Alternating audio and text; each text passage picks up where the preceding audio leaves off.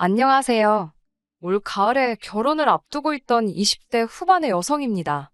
시댁의 거지근성에 진절머리가 나서 파혼했어요. 남자친구와 저는 프랑스에서 만났습니다. 당시 프랑스 회사에서 인턴을 하고 있었던 저는 남자친구와 어느 식당에서 처음 만났습니다. 모처럼 집 근처 식당에서 저녁을 먹고 나가려는데 어디선가 한국어가 들려오더라고요. 어디선가 지갑을 잃어버리고 공경에 처한 한국 남자가 서투른 영어와 한국어로 상황을 설명하고 있었습니다. 그 모습을 보고 같은 한국 사람끼리 차마 모르는 척 지나칠 수가 없어서 제가 대신 계산을 해줬습니다. 남자는 몇 번이고 고맙다는 인사를 하더니 제 연락처를 알고 싶다고 하더라고요. 언젠가 기회가 되면 감사 인사라도 하고 싶다면서요. 그리고 그 일을 계기로 저와 남자친구는 하루가 멀다 하고 연락을 주고 받는 사이가 되었습니다. 그러다 인턴 생활이 끝나갈 무렵 한국 회사에서 입사 제안을 받게 되었고 저는 고민 끝에 프랑스 생활을 정리한 뒤 한국에 들어가게 되었습니다. 제가 한국에 들어왔다는 소식을 전하자 남자가 저에게 만나자고 하더군요. 지난번에 말한 대로 감사 인사를 하고 싶다면서요. 하지만 만난 당일 남자는 저에게 여자친구가 되어달라고 했습니다. 그날 이후로 한 번도 저를 생각하지 않은 날이 없다면서요. 그렇게 그 남자는 제 남자친구이자 이 사연의 주인공이 되었습니다. 남자친구와의 연애는 전반적으로 즐거웠습니다. 다정하고 성실한 남자친구와 다툴 이유가 없었어요. 하지만 이따금 한 번씩 스트레스를 받는 일이 있었는데 그건 바로 남자친구가 너무 알뜰하다는 거였지요. 한때 제가 사랑했던 사람이니까 최대한 좋게 표현한 거고요. 사실 알뜰이 아니라 정말 궁상 맞을 때가 종종 있었습니다. 한 번은 비가 억수로 내리는 날이었어요.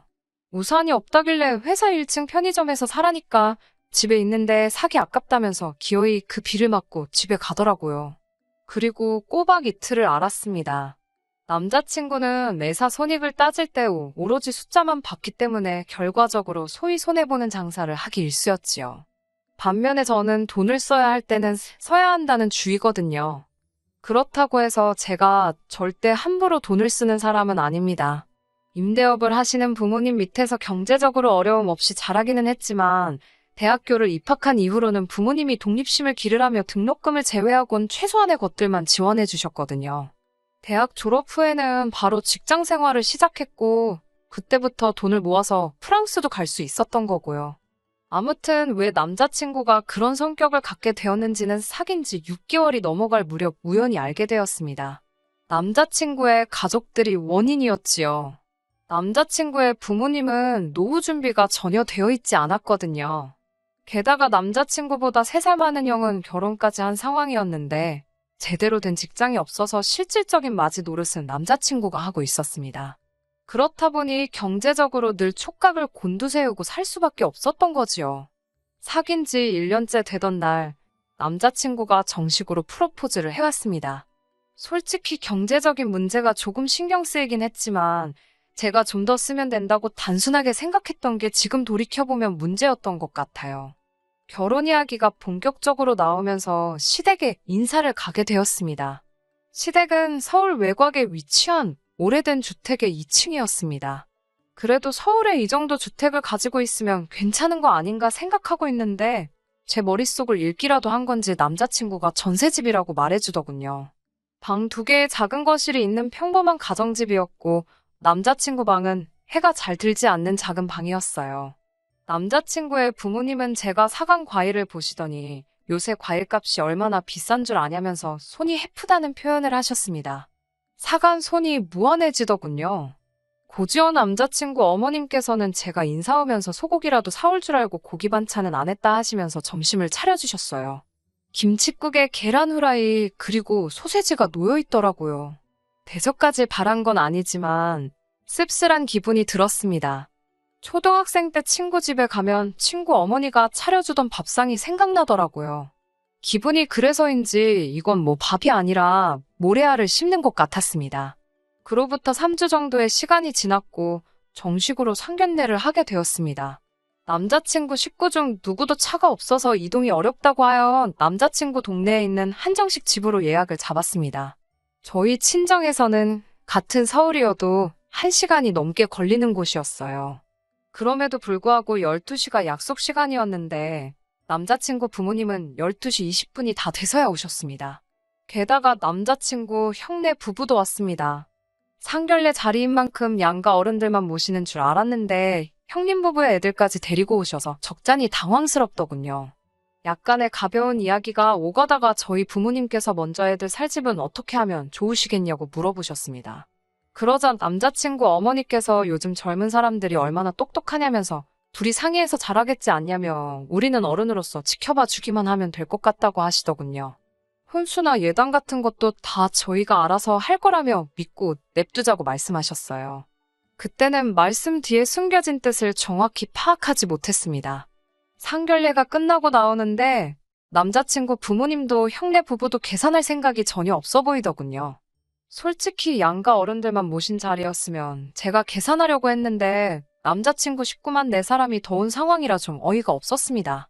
하다못해 누구 하나 돈 내려는 흉내라도 냈다면 이렇게 기분이 상하지는 않았을 텐데 말이에요. 그때 남자친구가 자기가 계산한다고 카드를 내미니까 남자친구 어머니께서 저희 부모님께 잘 먹었다고 인사를 하시면서 남자친구 앞을 가로막으시더군요. 결국 제가 계산했습니다. 양가 식구들이 먼저 집으로 향하고 저와 남자친구는 못다한 이야기도 할 겸 해서 카페에 들렸습니다. 제가 먼저 남자친구에게 정확히 모아둔 돈이 얼마나 되냐고 물었어요. 그전에도 몇 번 물어봤었는데 그때마다 결혼할 수 있을 만큼 모아뒀다며 둘러대는 식이었거든요. 이번만큼은 확실하게 알아야겠다 싶어서 단도직입적으로 묻게 된 거였고요. 남자친구는 3천 정도 모았다고 했습니다. 솔직히 생각보다 한참 적은 금액에 놀랐지만 남자니까 군대도 갔다 왔고 부모님도 도와드렸다 하니 그럴 수도 있겠다 싶었어요. 저는 5천 정도 모아둔 상황이었습니다. 솔직히 2사람의 돈을 다 모아도 1억이 안 되는 상황에서 양가 도움 없이 집을 구한다는 건 불가능이었어요. 저는 남자친구에게 가서 부모님께 한번 잘 여쭤보라고 했습니다. 저도 부모님께 잘 말씀드리고 도움을 구해보겠다고요. 집에 돌아와 부모님께 신혼집에 대해서 말씀드리니 아버지께서 소유하신 아파트 중 하나가 곧 전세 계약이 끝난다며 거기에 들어와서 사는 게 어떻겠냐고 물으셨습니다. 제가 전세금 드릴 돈이 없다고 하니까 부모 자식 사이에 무슨 돈이냐며 됐다고 손사래를 치시더군요. 대신 들어와서 사는 동안 기회다 생각하고 돈 열심히 모은 뒤 집을 사서 이사를 가라고 말씀하셨어요. 생각지도 못한 아버지의 제안에 감사했고 안도할 수 있었습니다. 남자친구도 걱정이 클 텐데 제가 이 소식을 전하면 얼마나 좋아할까 싶어서 얼른 전화를 걸었습니다. 남자친구는 한껏 가라앉은 풀 죽은 목소리로 제 전화를 받았어요. 부모님이 뭘 하시냐고 물어보니 다 큰 성인들끼리 결혼하면서 왜 늙은 부모에게 부담을 주냐고 한 소리 하셨다더군요. 저는 남자친구에게 괜찮다고 집 문제는 해결된 것 같다고 우리 부모님이 가지고 계신 아파트에 들어가서 살면 된다고 소식을 전했습니다. 제 예상대로 남자친구는 정말 다행이라며 좋아하더라고요. 목소리도 한껏 밝아졌고요. 저희 둘 다 이제 큰 문제는 해결되었으니 앞으로 모든 일이 원활하게 흘러갈 줄만 알았습니다. 그런데 며칠 뒤 남자친구 어머니에게서 연락을 받았습니다. 기니 할 이야기가 있으니 집으로 좀 오라고 하셨습니다. 집에 도착하니 어머님께서 집 이야기를 하시더라고요. 어찌된 일인지 친정에서 집을 사주시는 걸로 알고 계시더라고요. 그러더니 하시는 말씀이 둘이서 사는데 28평은 너무 크지 않냐고 하시더군요. 저는 당장은 아니지만 아이라도 태어나면 절대 큰 평수는 아닌 것 같다고 대답을 했습니다.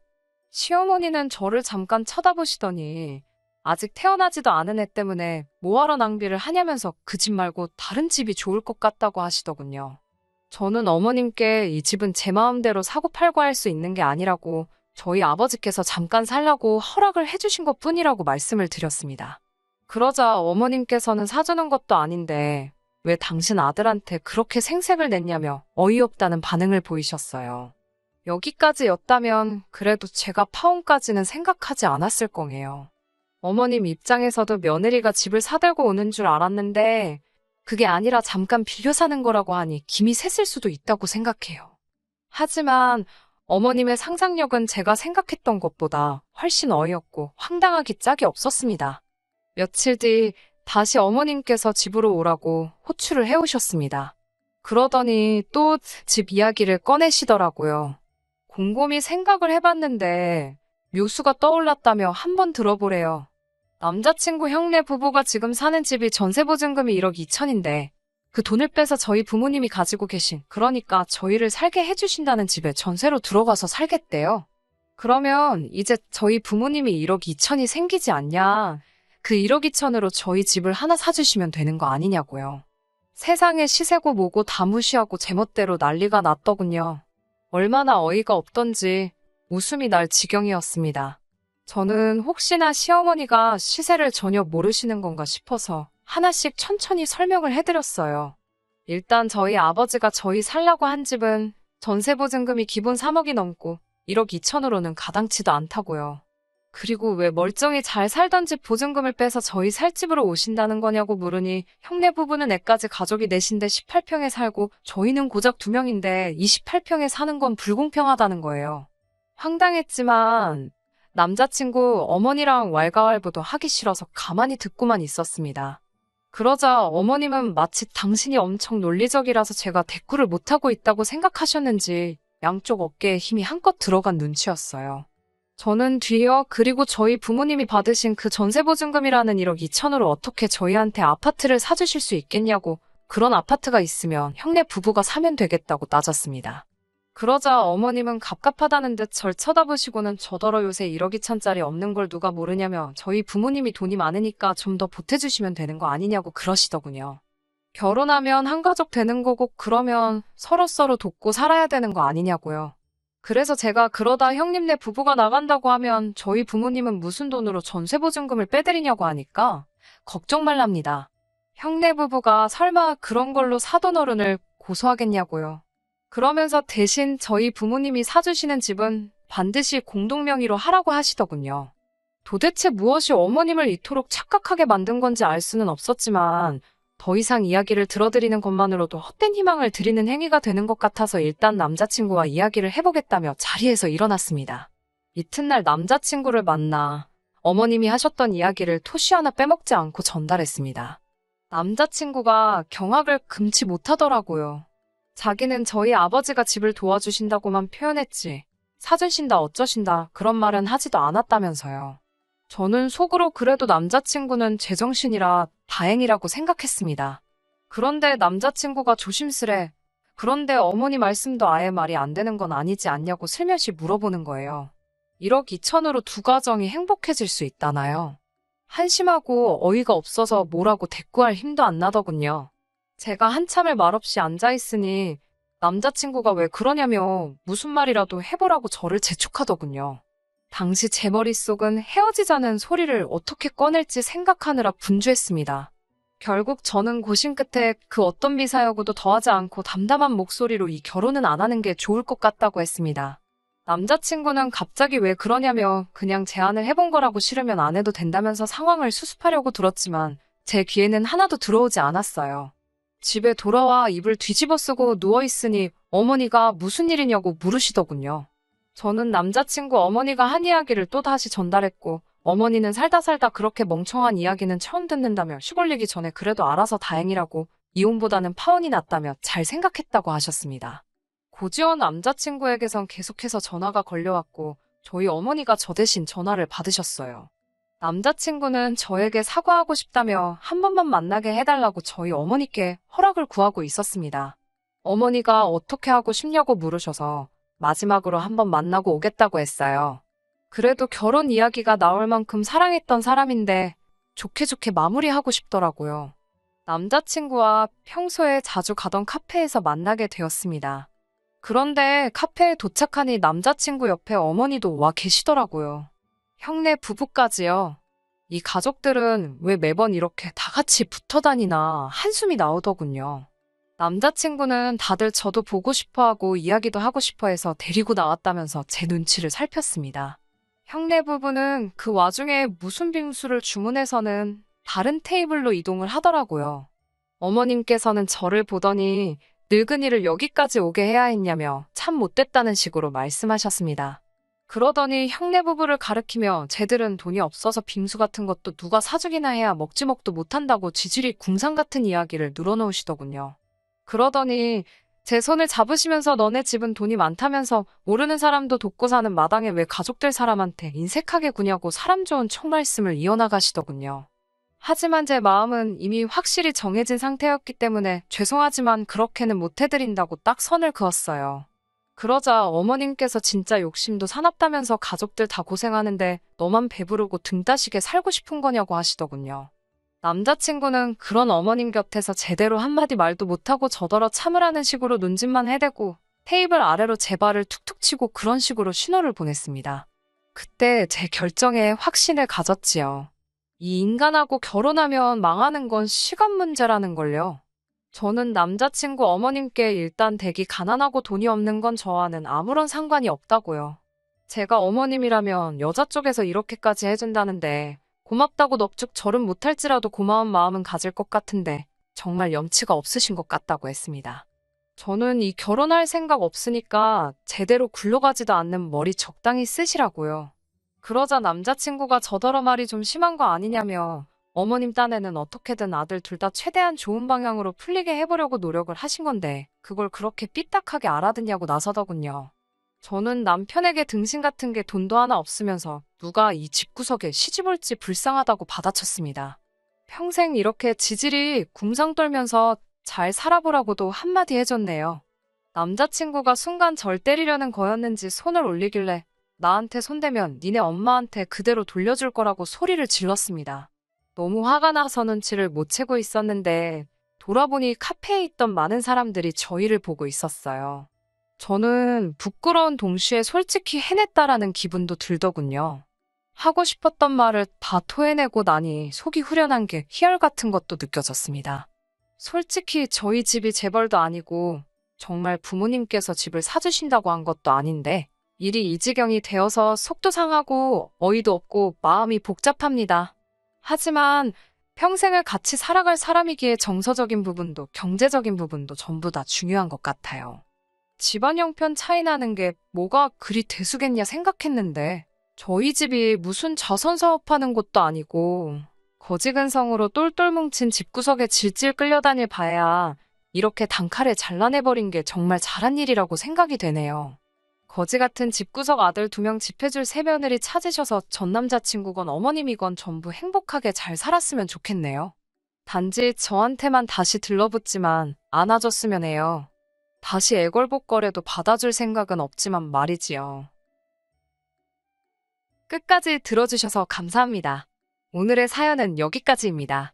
구독과 좋아요, 알람 설정 부탁드리고 더 좋은 사연으로 다시 찾아뵙겠습니다. 감사합니다.